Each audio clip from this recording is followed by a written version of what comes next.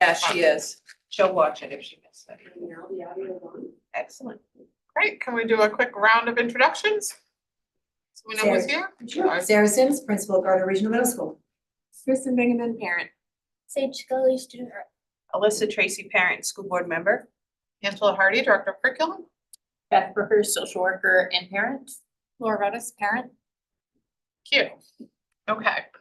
Our goals from the last meeting were to be able to review at least 3 options moving forward from a full ban through limited use of cell phones with aligned policies from other schools and associated practices. We do have some samples today. I'm not sure they fully span the continuum of options, so it'll give us a good sense of what I think it's 4 districts are doing specifically, and we'll see where there's overlap and not, and then maybe we can narrow it down to the specifics that you'd like for our next meeting. So that we could get to a place where we have a refined set of drafts along a couple, 2 or 3 options that we then share. You wanted us to share those back out with the community for something that's more concrete. Option 1, option 2, or option 3, in hopes of doing that in April, but we may need to push out 1 more month. But maybe not, we'll see how we do today. So that was today's intended outcome. The schools that I drew from were schools that we had started looking at, and they're at different stages of implementation. So Coney, they went into their full implementation this semester. They started a little something last fall, but they really went into it in January. Maranacook schools, it's been a couple of years. Lewiston, it's more recent, and RSU1 was the one that had the most expansive process before they implemented in the fall. So I pulled what I could to get that level of specificity that you were requesting. So I thought what we might do, rather than kind of like move into groups and just report out, I thought in order to build our own understanding, we would scan one school and then discuss to what level did they go into an implementation or ban?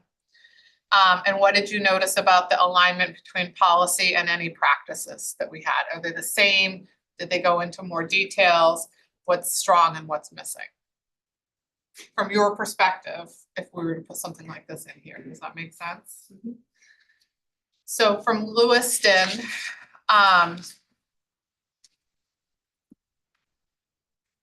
their policy is page 1. The link at the top is actually the following pages that look like this. That was drawn. No, that's different. Hang on. Did that backwards.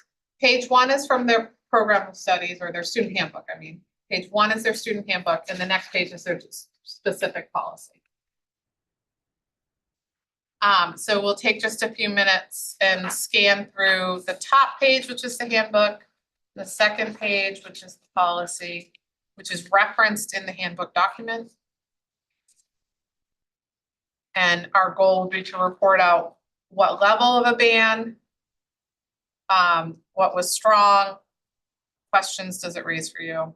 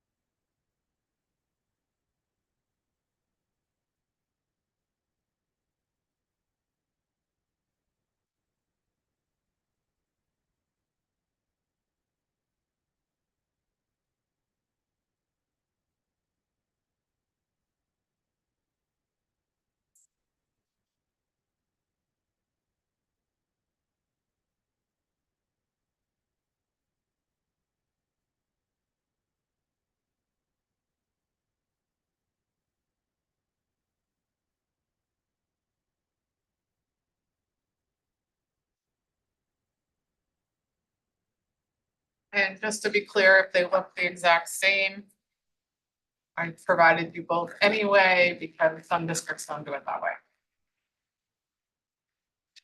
And you wanted to see samples from policy to practice.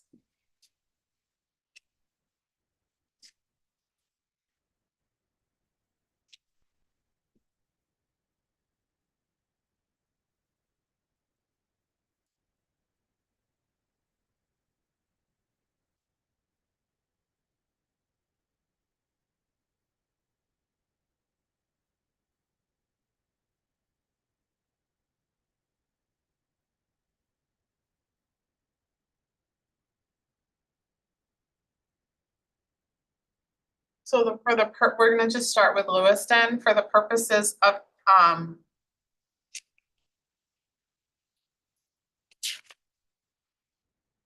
gonna say, for the purposes of our work today, we're only gonna focus on secondary, because that's what we're focusing on in our committee. So if a policy references K-8 or K-5, we don't really need to worry about that. But from 6 through 12, anything there, we should discuss. So Lewiston, their level of ban differentiates between 6-8 and 9-12. And I would just say that I think a lot of schools originally used to do like that sort of have middle school down with elementary and a secondary. And that is just not the case. I think we see the same stuff 6 through 12.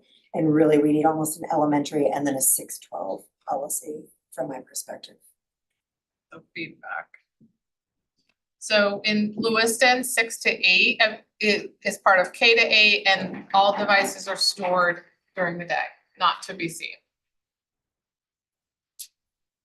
And 9 to 12, they can see that they can access them at lunch and passing time.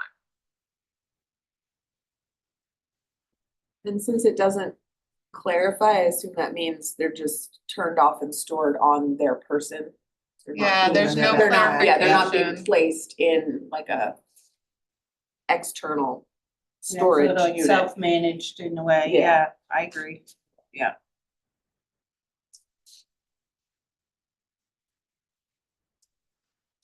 Okay, so their handbook document actually references that it will be in the handbook, so they copied it from the policy.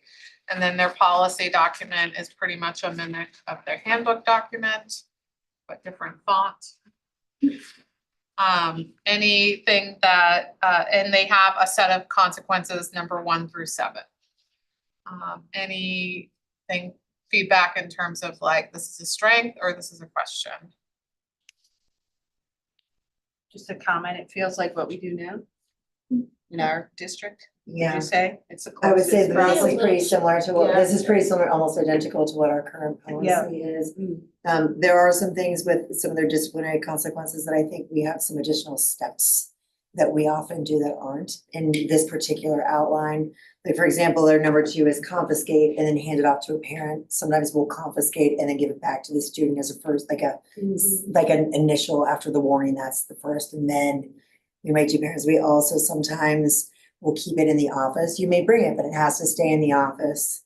If you need to check it, you would have to get permission to come to the office to check it. So those are some just additional things like I know we do. Because kids get real panicky about not being able to have it at all. So that's kind of another step that might be worth considering in a lineup. Does your current policy, the thing that stood out to me is that you must obtain permission from staff or administration before photographing, videoing, or audio recording of a person. Is that in alignment with the current policy? Yeah, so for example, like just recently in a health class, they were doing like infomercials.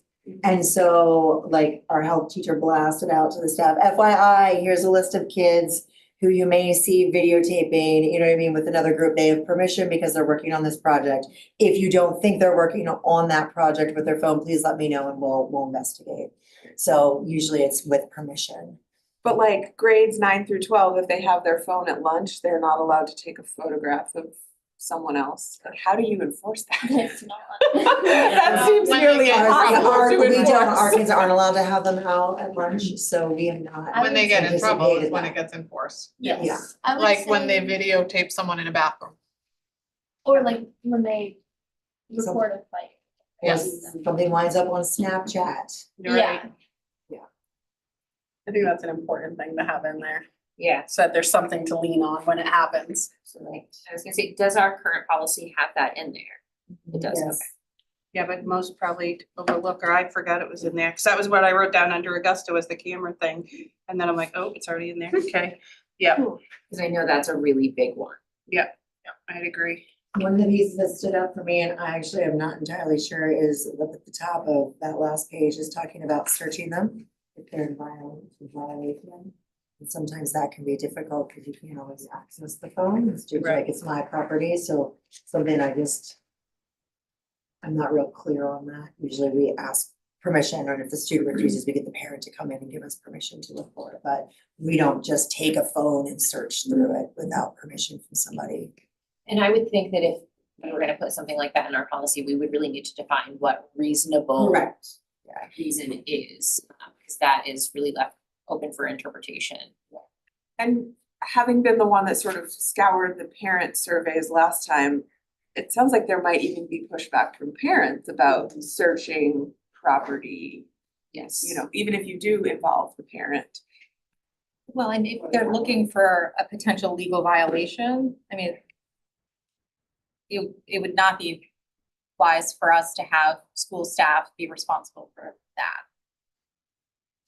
Well, and usually it's not, I'm not usually searching this child's phone for information because I've already gotten it from the fact that they probably sent it to another child. So usually I'm informing like the parents, like FYI, I have this, they've sent this, you may want to look at their phone because there's these inappropriate pictures or this video on there.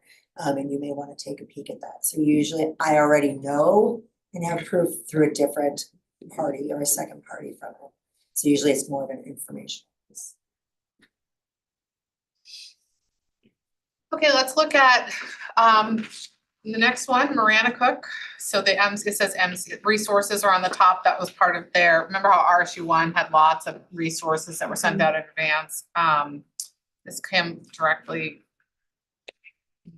right somewhere there. And these were a couple of resources they used, but then their cell phone guidelines are below, starting in 23-24, version December 1, 2023.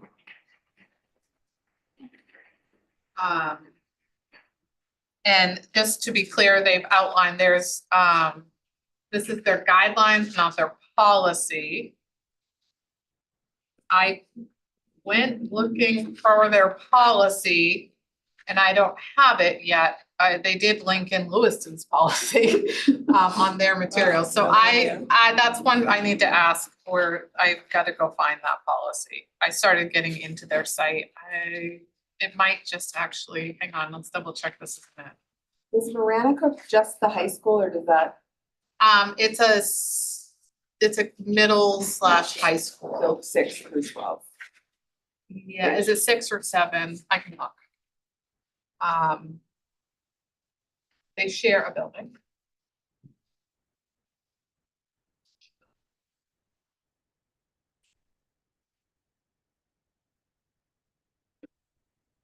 They call it a middle school and then they call it a high school. Well, and then they say the student will follow the cell phone policy, but there's. Yeah, I will find it then. I must have just missed it on that one. I'm sorry. Yeah, I'm in the right place because the snowmobile's on the front lawn. So why don't you take a minute to go through their guidelines? So this is like the student parent friendly guidelines. I'll pull up the policy.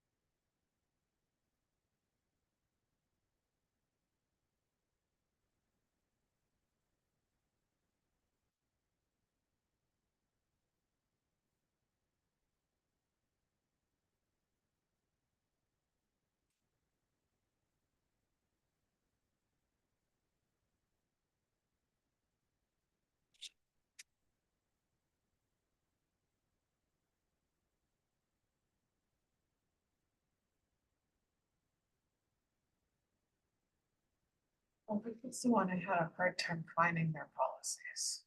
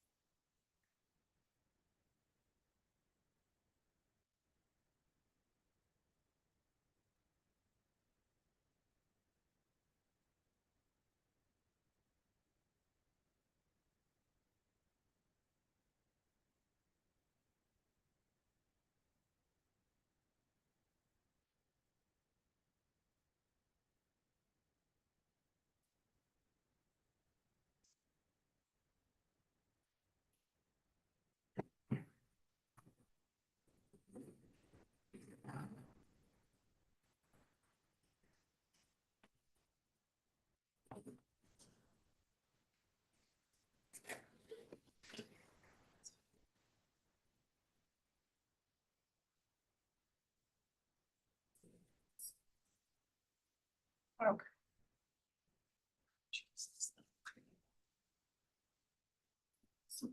Sorry, I did find it, but I had to find it through their search feature Well, instead of, instead of just like the title. I should have. It's just a little different than ours. Let me just double check the date. theirs seems to have a lot of like caveats you follow. If you're here, you get this. If you're here, you get this. Yeah, so their policy is updated in 2021. But their first guidelines are updated in 2023. And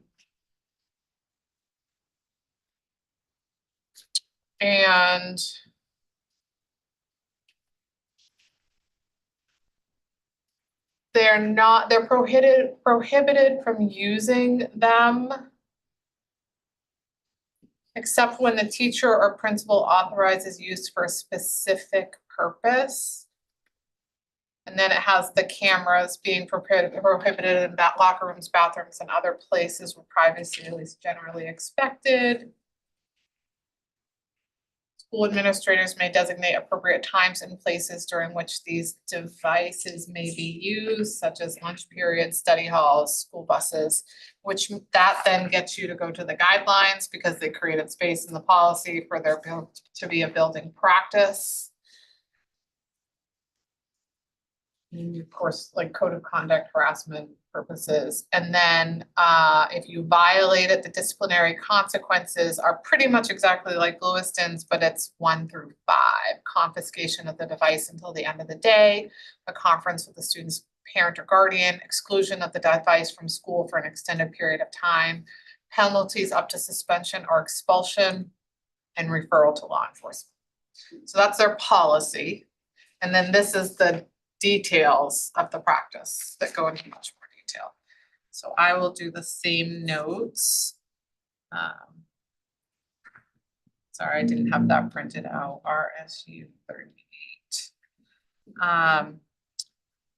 So based on the guidelines, where can they have cell phones? Lunch and passing time. And advisory. Yep. Depending on teacher discretion. Teacher discretion. And Lewiston had this in theirs too, and we didn't mention it, but I think it's important to make sure that we do have this health plan exemption. Yes. For example, like we have a kiddo who has diabetes and he has to monitor. And so he has permission to pull his phone out to chat right throughout the day because he is old enough to learn to take responsibility. So I really like the way they worded that there. I think ours has something like that, but just making sure that we keep something in there to ensure that that's covered. It looks like this one, the students put their phone in something at the front of the room. They're Yeah. not stored in backpacks or Yep. on them. Which is slightly different. So it's consistent, so in every room, every classroom you go into, every study hall you go into, you're doing the same exact thing, so everybody's holding you to the same standard. Well, I would think it might also be helpful to specify, if they need to be silenced or turned off. 'Cause I'm thinking if all the phones are up in the front of the room and they're all They going go off, off. that's gonna be Yeah, problematic. It potentially, so no cell phones in hallways or bathrooms during class time. So if technically it's off and away in your pocket and you go to the bathroom, then it's with you. Whereas if it's off and away in a holder and Right, you go to the bathroom, it stays in the holder. Yeah. So when kids go to the bathroom, they can't bring their phone with them, is what Yeah. that's saying. right. Yes. So they can't go to the bathroom in order to text their friends or whatever. But I feel like the Lewiston policy didn't really Right. specify that. As long as it's off and away in the classroom, once they leave to go to the bathroom, Right. if it's off and away in their pocket, they then technically have it to text in the bathroom or the hallway until they come back. I like that clarification, like that's specifically like, you're not gonna skip class to go text your friends. If it's in a holder, then it's there for the duration until the bell rings. And as far as like the guidelines go, I like how it explains for families why we're doing this. Yeah, the They can't purpose. use it during study hall because this is academic. Yeah. If they're caught up, they can use their computers for these things, so it, it's pretty clear.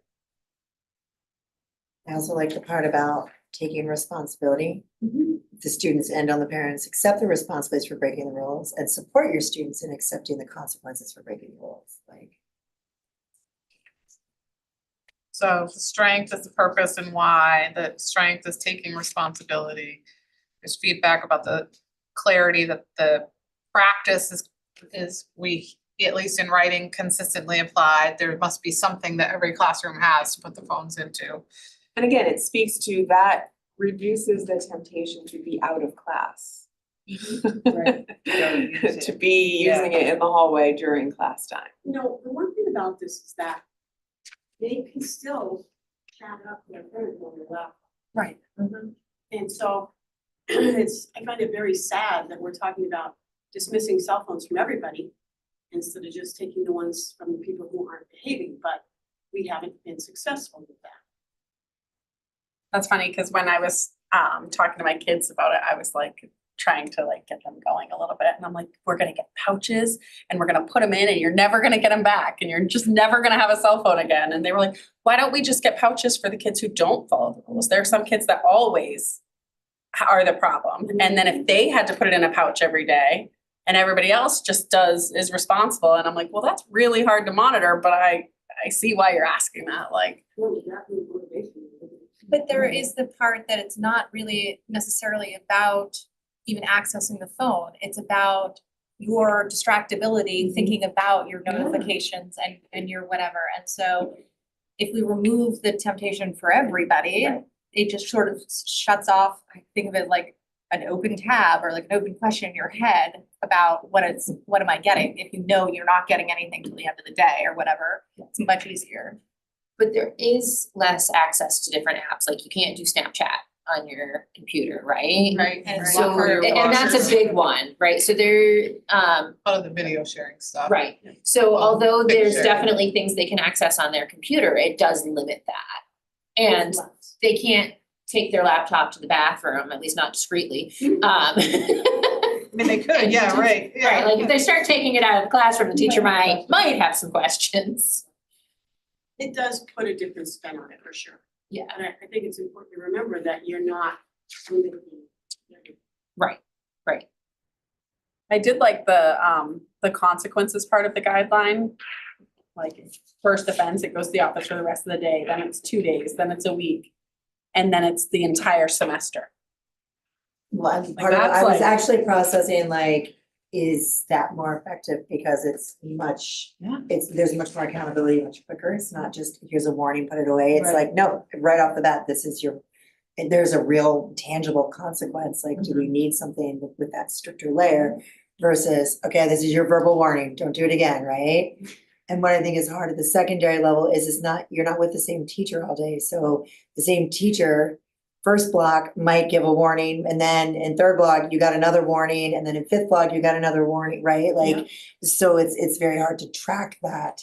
and actually continue upping, so you're like, oh, but I'm getting away with it, cause now I'll be a little more cautious tomorrow, and then next week, maybe I wind up with more warnings again, cause there's been some time, so. The other thing that you can't see on this, these little black circly things. Yeah. It's actually like, stacked boxes that these ones are clear with numbers on them, box 1, box 2, box 3. Think of like mini post office boxes with a key.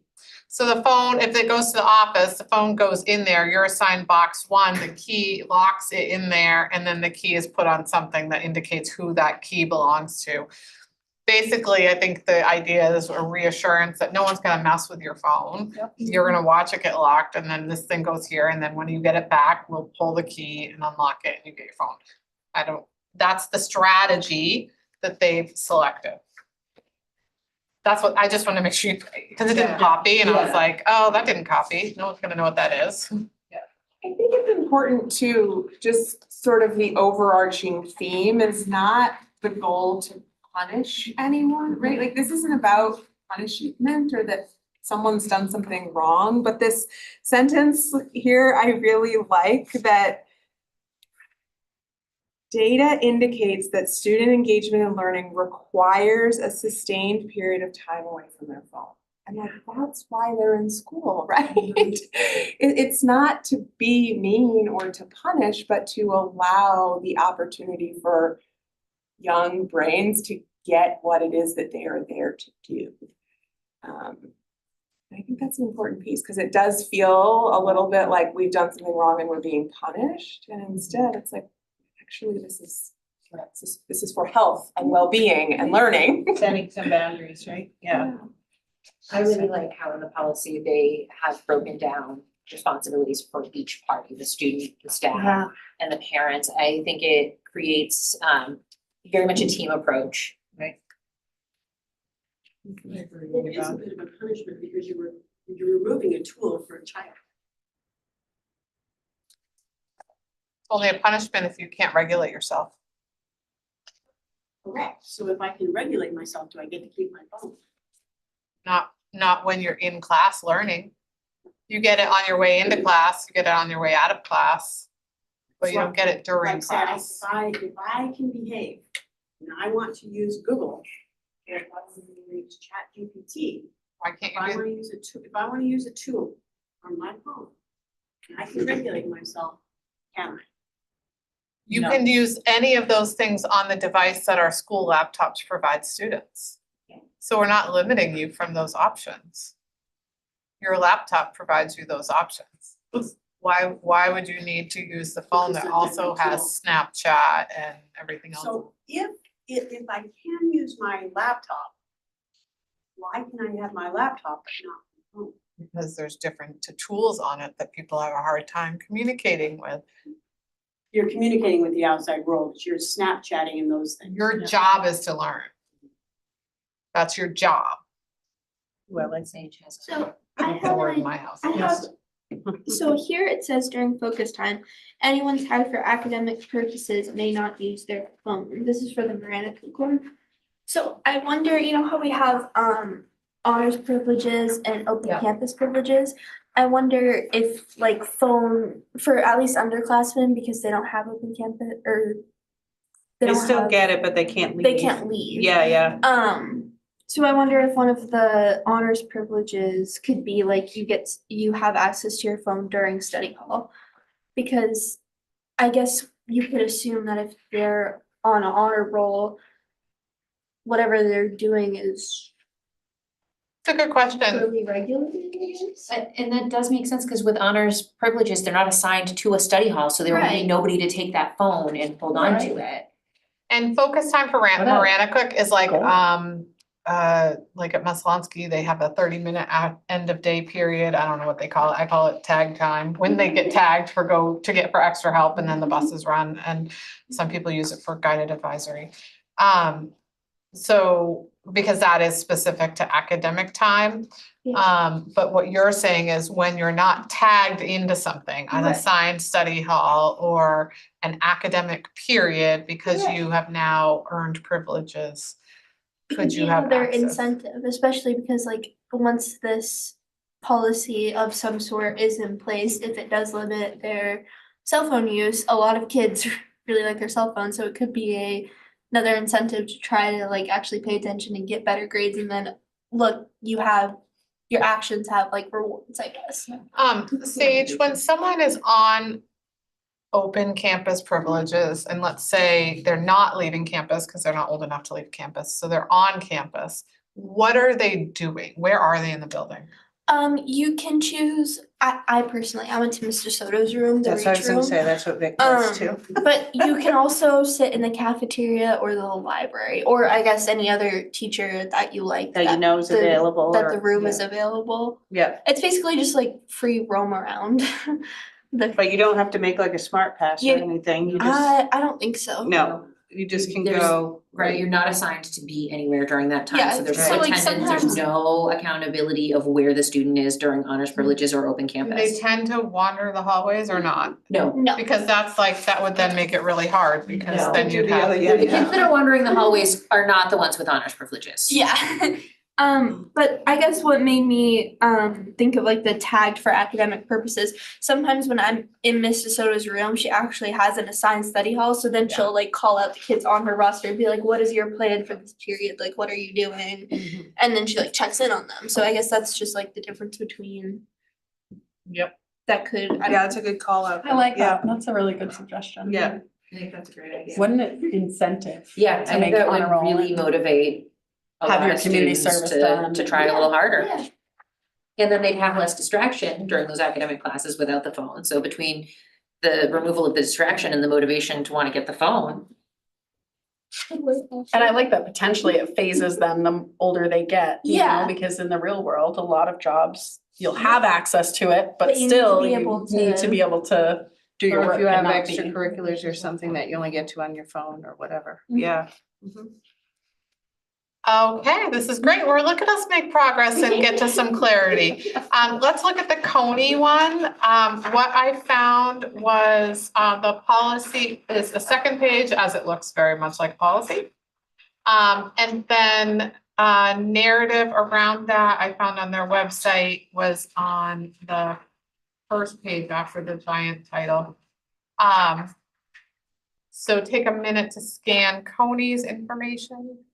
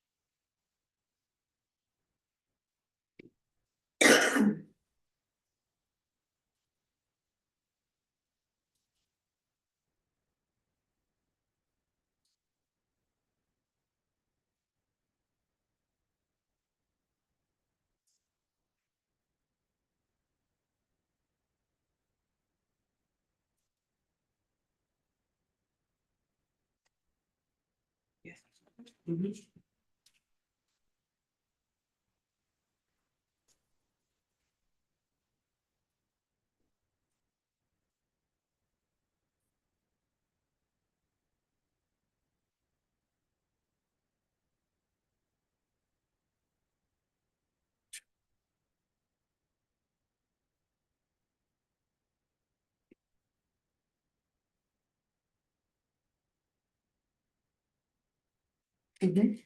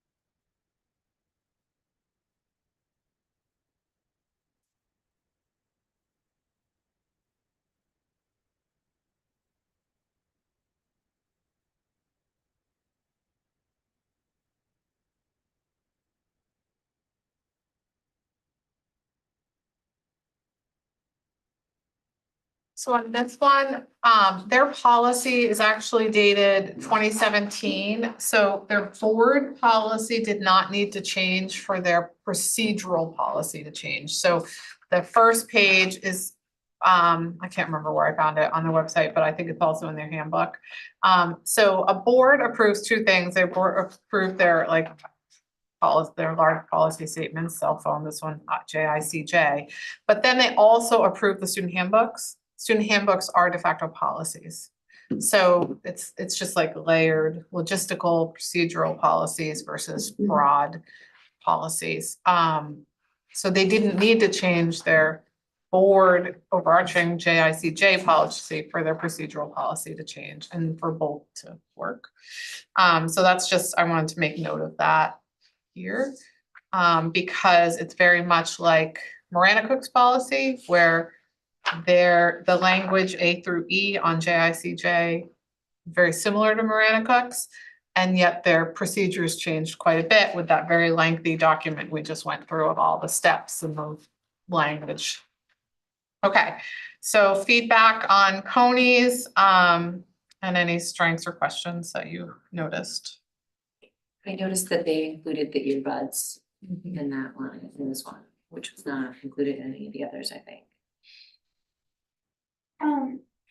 On the section D, it says if a board policy or school rule is violated, the teacher or school administrator may confiscate the device. I don't think that we should put that burden on the teachers, because it would, first of all, interrupt class, especially because they probably get a hard time. And I think it might be nice to just, this is actually coming from my mom because she's a teacher. But she was talking to me about how it would be nice to just like send an email to administration or something, just identifying the kid that's not adhering to the rules, and then just be able to move on in class. Yeah, like in Miranda Cook's, it says, teachers will follow the cell phone policy, ask for help from, it looks like administration if they need help, and write a log entry when a violation occurs in their classroom or activity. And a log entry would be, in our case, Power School, Yeah. in Power School. And that's sort of the process you were suggesting, resolve any referrals and communicate through Power School within 2 weeks. So that the burden shifts. Right. Yeah. So this one looks much more extensive in terms of they can only use it in the food court in a certain area. Yeah, in the cell phone zone, Cell in the phone zone, cafeteria. right. So this is not hallways, not study hall, not senior lounge, not anywhere other than Right. a very specific zone. But then in it the doesn't talk cafeteria. about storage or where it is. Yeah, I'm either. unclear what they do with them all day. Yeah, or if they just trust them to do it and wait. My understanding is that it's students have to regulate themselves in using and having it available or not, and that they did a pretty deep crackdown on it in January to help students practice regulating. So if they saw them use it in the hallway. It's pretty immediate to get students to not, I wasn't there, so I don't know for sure. It's hearsay, secondhand.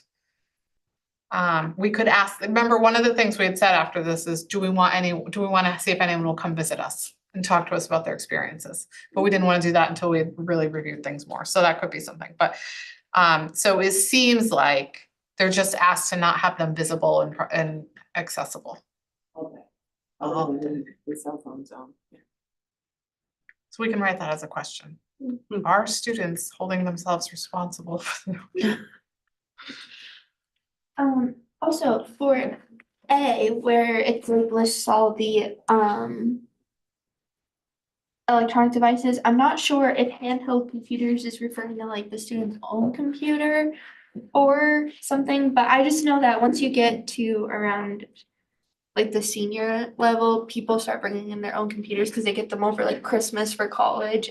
And so I just don't know what our policy would look like for that aspect. Because I think when they connect to the school Wi-Fi, it still has like all the restrictions and stuff, right? Is that Right. the case? Well, it does somewhat, but if you have access, admin access to your machine, you can certainly get anywhere you want, VPN or whatever. Um, Anything else about conies? I mean, I did like that they identify where they think that they're gonna see improvement, right? This is Yeah. why we have this policy, and I thought it was just really clear and straight to the point, which is nice. Cause you know, when they get to be too long, people tend to Yeah. stop reading, so I thought that was just really concise, like, this is why we're doing this. And one of the thoughts that, I don't know why this particular policy kicked this up was, especially from the surveys from parents, was one of the big pieces was not being able to reach their child, right, during the day.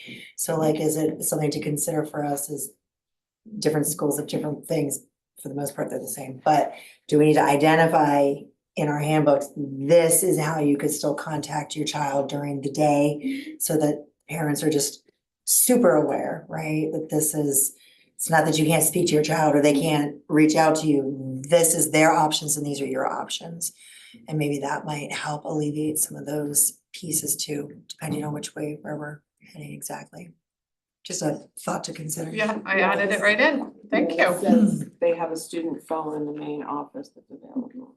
I know, I had to explain to Victoria that we used to have to ask to go use the pay phone Oh. and then have a quarter Oh my or take, gosh. yeah, you had to pay.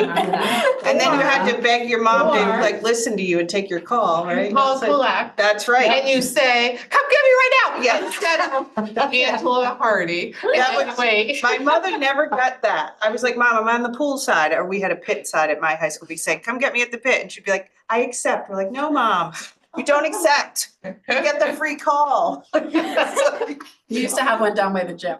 Oh, yep, And same that was at idea. our house, it was you call and say, I'm at the gym, and you And know then to you knew come which get picked up. side, right? It's like, gosh.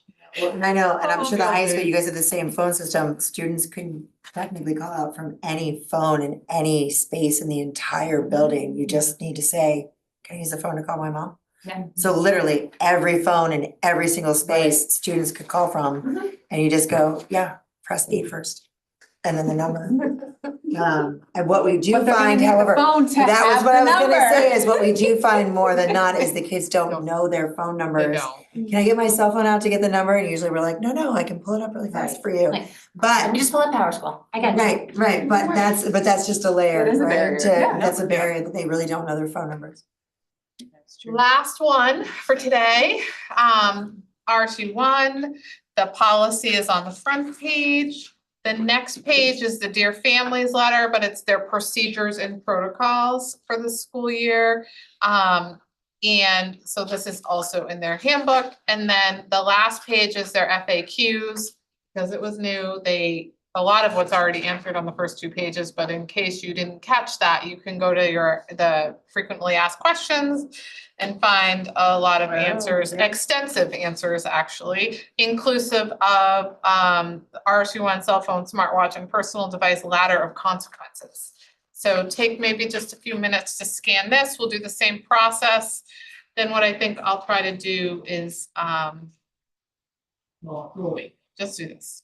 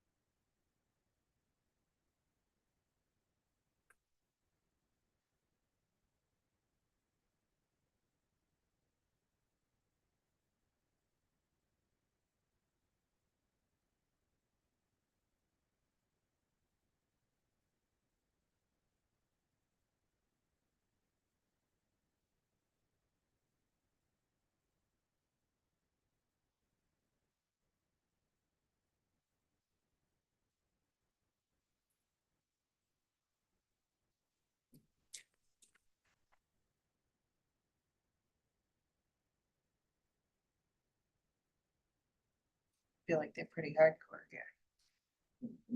Yeah. Attention right off.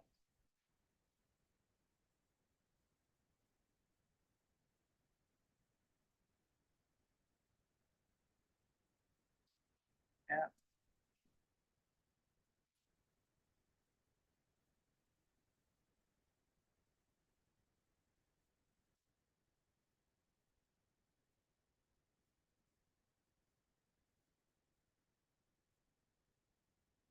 Sound naive and say it seems like it's harsh to put it on their record too, but that to me is a non-feature person. So I just am like, wow, that's hardcore too.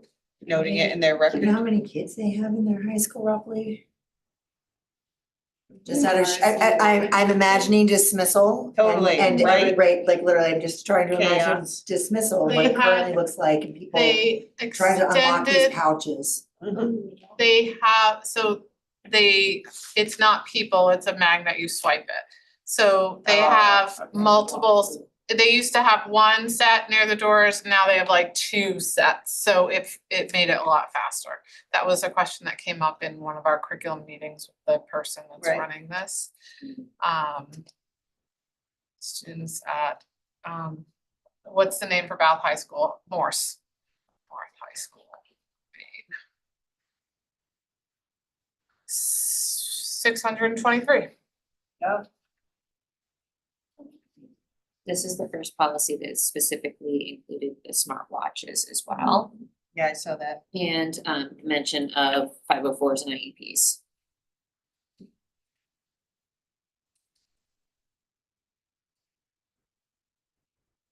Good job kicking us off. Other feedback, questions, or strengths? Seems to be cost more money. Yeah. There's a financial aspect here that. Yep. You know, $36,000 with a $4,000 annual purchase. This one also answers Terry's question of, texting on their computers, because that's specifically listed in the violations offense rules. It says use of personal laptop, texting, social media, etc. counts as a violation, Right. and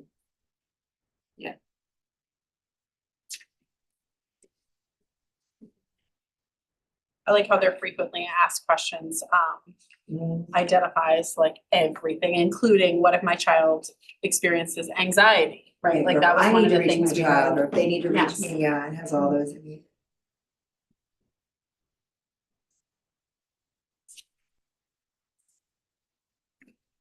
I also thought it was good that it identifies that staff are included in the policy and like to what extent. So that it shows like we're all in this together. This is a human problem that we're facing, not just a kid problem. It'd be interesting sort of timing, you mentioned like end of day timing, Yeah. like efficiency in and out of the classroom. If each time you're putting them away and taking them out, putting them away and taking them out, versus just once at the beginning and once at the end. How much time is that taking? Because I could see it taking time in and out each time too. I also have a question. Do they keep these pouches on them? Like, are they in their backpacks or something? So it's like, how you get this, well, I don't know if we used to, but you used to get like a bag for your laptop. Right. And you kept it with your laptop all the years. It's sort of that same idea. You get a yonder bag and you, in 6th grade, and you keep it with you all the years unless something tragic happens to it, and then you pay $30 for a new one. I will tell you, good luck getting any money for the lost bags. Because it takes a lot of work for them. Yeah, I also think they're in a different environment than It's us. really too bad, bags would be great. But I do like how it says, you pay the $30 if you lose it or break it. And then your phone's secured in the office every day until it's replaced.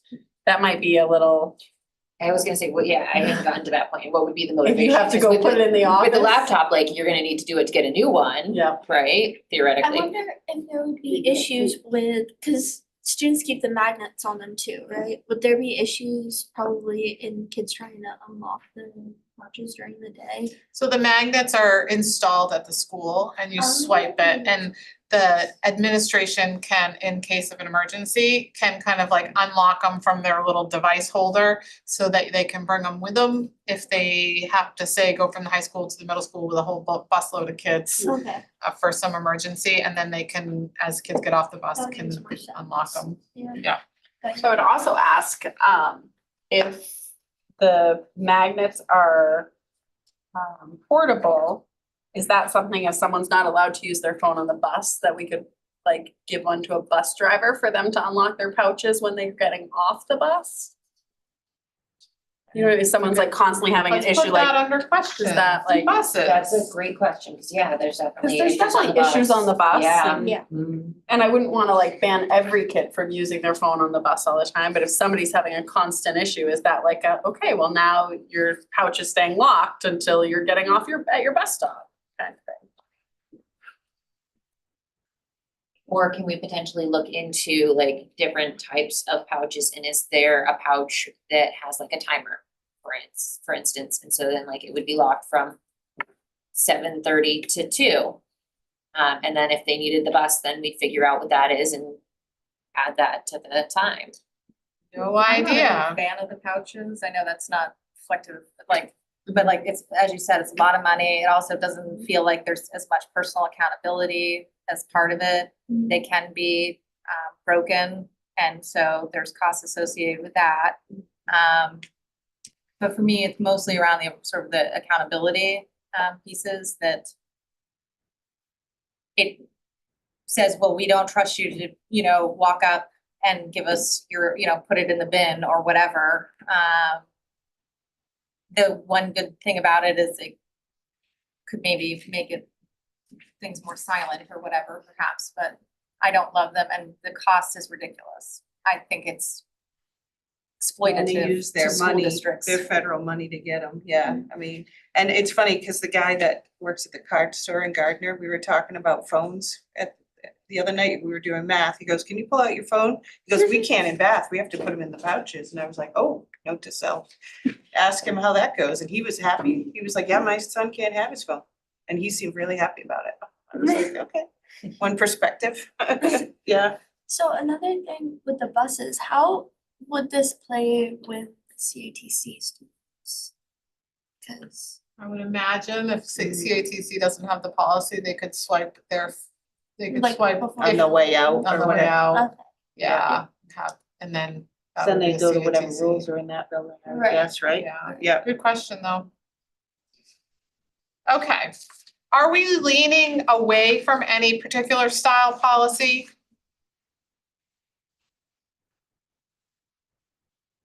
I mean, especially knowing that we're budget season, I would certainly be concerned about financial aspect of Right. pouches. And I know I have several teachers in my building that have cell phone daycares, as they call them, and literally the kids literally all come in and just stick it in. It's basically like a shoe or it's a calculator. I almost You know, feel they like hold her and they pouches come are in and unnecessary. they just stick them in there. The teacher even has a couple chargers and a strip in case some of them need charge and lets them charge, right? And at the end, they pick them up and and I know one of the teachers in particular has had a couple friends still trying to not stick them, and then that cell phone is wound up on their desk instead. So, I mean, the students actually were pretty respectful of it, so. One of the things you had asked is to have like this option A, option B, option C, and then with all these details, here's a policy, here's the procedures, here's FAQs. And then get feedback specifically from families on that. Do you wanna try to go down that pathway? Cause there is a little bit of a continuum here. From like, it's your responsibility, to here's the pouch system, to here's the expensive. Here's the calculator system, to here's the expensive pouch system, and then a little bit in between of, do you have a zone, multiple zones, or no zones for access? Feels like the first two and take out the pouch one. I don't know, it's just me speaking out loud consensus wise, like. I mean, before we started meeting, I was team pouch. I was like, let's get them today. Get those phones out of here. But the more that we read, I like the Maranicook one. I think that's thorough, but it's still like Sage said, if someone has open campus, then they can still, you know, earn that privilege. advisory time, lunch and passing, like there are options. So if you have to let your parents know that a sport has changed, you can do it during passing time, you can do it during lunchtime. You know, all of those feedbacks we heard from families and students are like, here you go, we're giving you all kinds of time to do it. To your point, I remember last year when Principal Arnold was clear about when passing times are. So I actually have it on my work computer. So I only respond or send text to Victoria during those times. Because if I'm gonna be the person, I wanna make sure I'm doing the same thing. Because you know how it is, immediately you get it and you're like, oh, I have to, okay, nope, not answering. I need 10 more minutes and then it'll be time. And so that's part of that ownership of like who's responsible for what. So, okay, parents, passing times are here. We put that in the handbook as priority in there. And then they can remember, yeah. I respond to my daughter when she's texting me from school. I'm gonna forward this text to Dr. Sims so she can come take my phone. And then she stops texting me immediately. Perfect. I've never forwarded it to Oh you. my God, I love it. But it works. Oh my gosh, I can't wait. Well, and I was like, even the zones, I was in a middle school down in the Washington DC area and we had zones and we used kind of like a stoplight system. And they were Oh, yeah. all over the place and they were allowed to have them in the halls. But they were in a yellow, like you can have them in the halls, but there's no sound whatsoever. That's a good idea. And then like classrooms were red zones, bathrooms were red I like that. zones. Very easy to follow. We had in our cafeterias, they were green with the exception, like you can listen to music, but you must have headphones. Oh, So you yeah. could You're have not just sound, blaring. right? You can have sound, but not if it's, you can hear it to anybody yeah. else, right? And it actually went over really well because we originally were, it was kind of what we have now.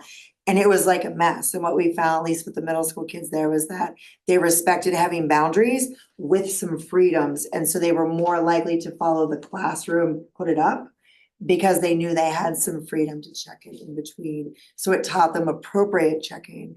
So I tend to kind of lean in there because I think, again, we're trying to teach them the responsible layers to it. And there will be bumps along the way. There always are. But I love I'm this. listening to you. I'm hearing you guys say that you still want them to have access, just limited. So instead of shutting the whole guest network down, why not shut it down except for certain locations in the building? There you go. That's an idea. Love it. What were you gonna say? Yeah. I really like the zone idea. In terms of answering your question about should we do sort of a more restrictive and a less restrictive? If we want to spend our time doing that, that's fine. I would like to make sure that we spend our time really fine tuning what we think is right, like what's the right thing for this district and our community. I think the zone is great, and I think that like our model is probably whatever school that's a, what is it, Marana? yeah. I think that makes a lot of sense. I like the lights though, instead of sort of like the focus times. I think it pictorially makes it a little easier too. I agree. But if we're gonna do multiple policies, we just really need, I guess what I'd say is, I think we should just put together the policy that we think is the most reasonable forward. and It's a put our lot energy easier into for me to that. help do that, Do one. honestly, to be fair, than to Edits. keep going one after another after another. Do you wanna hear from anyone in particular? Do you want any, or you feel like this is enough and you know your system and we can just, next time I will come with a modified Miranda Cook policy, procedural guidelines, add some of this stuff in. Sarah, I might have you help me. And then you can look at that and say, how does this look? What's missing? Like from a student perspective or from a admin or staff perspective or parent perspective and the feedback we saw. Could you make a Google Doc and share it so we Ahead of can, time? because I really geek out on policy. And so I will just tell you, I would like to be a part of the writing of it. Oh, thank you. I- That's I love when great. people say I that. mean, you wanna, you know, but I'm a little bit also control-y, so like I care about the wordsmithing. I also really do not want us having the search provisions the way that some of the schools have. I sort of looked it up in the meantime. I think that it violates the Fourth Amendment, and we should make sure that we're not doing that. Coney, I looked up their reasonable search policy. It is very specific to storage, like places in a school or whatever, they have the freedom to search that. They don't have the freedom to search in a cell phone. And so I would want us to not put into policy anything that is constitutionally protected or anything that would be in violation. And I can't speak to what exactly our policy is right now, so we should pull that up. Next time, we'll have that with us. Okay, so what I'm hearing is get a draft going, get it shared with you all in a Google Doc version so that you can have some time to play around with it, look at it, add comments. Yeah. And then come to the table having all become familiar as much as we can and have time for it, become familiar with it and have a conversation. That lightens my load. It makes it more distributed. It makes me feel like we can actually accomplish this. And I think our conversation will be really rich next month, and then we can make a decision on what the next step is. And I don't think we need a visit from anyone. I think the policies in our own collective minds here, we actually have most of us here this time, has been helpful. Thank you, devil's advocate in the corner. I will always- say, I think the Marana Cook one takes into account in the best out of any of them, what our parents asked for, what the students asked for, what the staff Yeah, that's asked a for. I good think it point, really Based on the survey. takes that, when you listen to the survey results, this really addresses everything. And it's like, we hear you, we're not just going to blanket, be like, no. And that's why we did the survey too, right? And if we did a survey and we didn't listen to it, then there was no point to doing the Yeah. survey. Jeez. So we're getting somewhere. Before you spend time crafting the policy, I think there's a couple of questions that you would wanna think about, that we would wanna suggest. Do we think that it should, certainly having some times and places where cell phone use is permitted, so we would need to identify those, but is it part of the question, so if it's not yonder, is it that they're putting it in a bin? Or is it that it's in their backpack? So that's where I think some decision making needs to happen. What devices are we applying this to? Which I think Mhm. many of us might be on the spectrum of like not having the connected smart watches and and then also the consequences. In some of the policies, it says things like, this may happen. In others, it's more directive. Some, there does seem to be an element of punishment. I'm not a big fan of that. So if we want to take away the phone and there be progressive periods of times and such, I think that's reasonable. I'm not a big fan of have it once and you get a detention, but I don't know. Or it's maybe- on your record, I agree. That Yeah. seems a little excessive. But then when it comes to the record, you do have to have it on the record for due process Exactly. considerations. And so Yeah. I think those are the things where we have to have some of the questions answered in order for you to sort of think about, or us as a committee to think about what's the right policy to craft. And I think that'll All those be, down, thank you. yeah, and I think that'll be part of why having it early is important. We can kind of all have those questions and tease out and Yeah. then we can I kind would of take. also ask, when we look at the Marana Cook one, it doesn't say 6 through 8 and 9 through 12. Like, are we saying we wanna go 6 through 12 the same, or are we more looking like separating them? I think our goal was to have consistency 6 through 12, but we may have to wrestle with that as a team to decide. I do think that it would be really beneficial to have the students put them in a container in the room. Me too. Cause I think that a lot of the problems come when they go to the bathroom and take the phone and they have it in that sense. I can tell you what we're doing right now is not working. Right. Well, and Right. it's And right very now it is difficult to all know on them, who's it doing is this, not working. you know, Right. or has a Or book up and Who's yes. doing this? Right. Right. I see. But if it's, everybody's coming in doing the same thing, and that's what I liked about this one, is how consistent it was. In Yeah. every class, everyone's doing this. So if every classroom is provided with this storage thing, then, you know. And they still, like Sage was mentioning, have the opportunity to earn like the honor privileges, open Yeah. campus, and have access during that time. I think that will really help with students accepting it. Yeah, I agree. And being clear about who's responsible for the repercussions, like Yep. Sage mentioned. Yeah.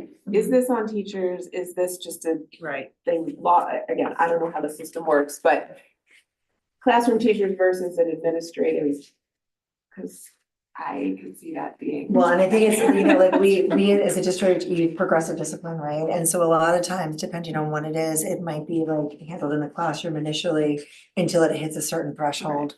And then it shifts over to administration, like I've already done these first three, I've given that verbal warning, I've reached out to parents and let them know, I've confiscated it, twice now and kept it on my desk for the block. And they're really just still not willing to work with me. And now I need your help. And so sometimes there's that threshold where this is clear here and then here. So something we can kind of tease out. And I think that's also where the roles and responsibilities part of the Marana Cook thing was really clear. And it might need a little bit of tweaking for our purposes, but I think there's some pieces there that's like, this is the student's job, this is the educator's job and administrator's job, and this is the family's job. And it's like, right, with rights come responsibilities. And so these are all the rights and responsibilities. And I also think you can take into account Sarah's, like, the verbal warnings, it's a lot just to remember, especially in the high school, and middle school, like how many students they have in and out, who's gotten a verbal warning, how recently, that's a lot. And so, maybe something like if the student fails to put it in the bin in the classroom, it goes to the office. Like you can keep it in the classroom where you can easily get it before you go to your next class, or it's gonna be in the main office where you're gonna have to go there and then to your next class. Which I like this one, Marana Cook says first offense goes to the office for the rest of the day. Right. Yeah. Like that's it. I feel like it helps with the warning in period one, warning in period two, Right. and then keeping track between Monday's warning and Wednesday's warning. That's a lot to ask of teachers. Administratively, it's just too difficult. Okay, I think we have some great starts. We have some good questions. We've come to some clarity about where we're leaning. We'll get a draft going for all of us to start working on. Our next meeting is, I'm gonna look at my phone, you guys. it's on a Monday, Yeah. second Monday. It's not on my phone. The 14th. April Oh, yep. 14th, April 14th. same time, same place. All right, I will get you some minutes out and then I'll get you a Google Doc out. Excellent. Thank you, everyone. Thank you. We are Thank you. adjourned. Late, sorry. Not too bad, though. Too bad. Hour goes by quick. It does every hour.